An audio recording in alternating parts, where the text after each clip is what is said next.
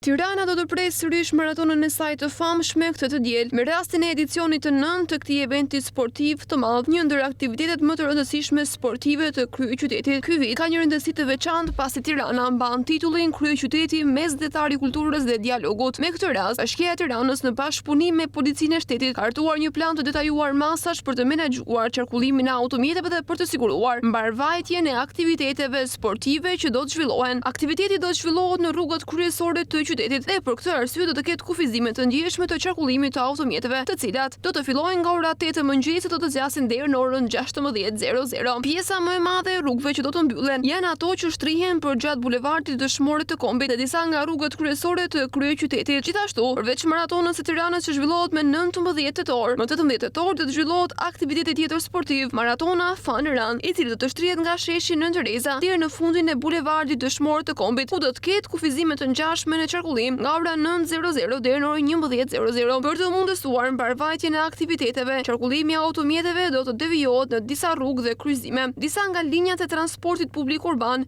do të devijohen në itinerare alternative. Pjesa më e madhe e linjave urbane do të pezullohen përkohësisht, ndërsa disa linja do të devijojnë në rrugë të tjera për të shmangur zona të mbyllura për maratonën. Qarkullimi i mjeteve të emergjencës dhe policisë së shtetit do të vazhdojë normalisht, duke përfshirë përdorimin e rrugëve të devijuara.